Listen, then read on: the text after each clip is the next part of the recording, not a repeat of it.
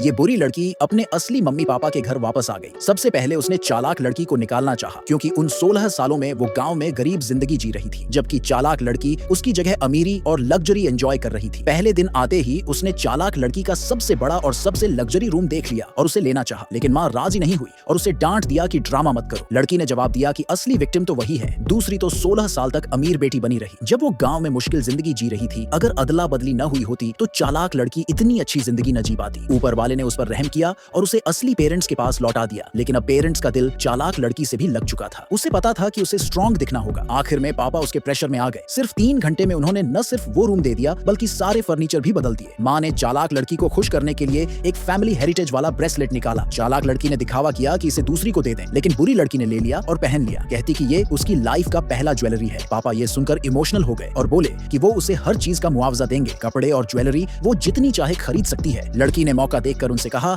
कि अब सिर्फ आप ही मेरा फैमिली हो, क्योंकि माँ और भाई तो दूसरी को ज्यादा पसंद करते हैं। पापा खुश थे कि वो ही उसका अकेला सपोर्ट है। उन्हें पता नहीं था कि उस घर में असली पावर सिर्फ उन्हीं के पास है, और उसका पहला प्लान था पापा का पूरा ट्रस्ट जीतना। अगले दिन पापा ने अरेंज किया कि दोनों साथ में स्कूल जाए और चालाक लड़की को कहा कि वो उसकी देखभाल करे। चालाक लड़की ने हाँ तो कह दी, लेकिन स्कूल पहुंचते ही एटीट्यूड बदल लिया और क्लासमेट्स के सामने उसे नौकरानी की तरह ट्रीट किया। उसे लगा कि पापा के बिना और अपने कॉन्टैक्ट्स के सहारे वो उसे कंट्रोल कर सकती है, लेकिन बुरी लड़की स्टेज पर चढ़ गई और सबको बता दिया कि वही फैमिली की असली बेटी है और दूसरी को नर्स ने बदल दिया था। तुरंत सबने आपस में बातें करना शुरू कर दी। जब वो अपनी सीट पर गई तो देखा कि टेबल पर कूड़ा पड़ा है। समझ गई कि ये चालाक लड़की का काम है, तो उसने डेस्क पलट दी। टीचर ने वार्निंग दी कि जो भी कूड़ा लाएगा उसे पनिश किया जाएगा। रिसेस में चालाक लड़की ने उसे कहा कि वो दिखाएगी असली मिस कौन है। तभी एक क्लासमेट ने बताया कि दूसरी का मंगेतर उसे बुला रहा है। उसे पता था कि वहां जाना उसके लिए अच्छा नहीं होगा, लेकिन फिर भी कॉन्फिडेंस के साथ चली गई। मंगेतर ने उसे वार्न किया कि अगर उसने दूसरी को फिर परेशान किया तो नतीजे भुगतने होंगे। वो हंस पड़ी और बोली कि अपने स्टेटस को इतना सीरियस मत लो। मंगेतर गुस्से में आ गया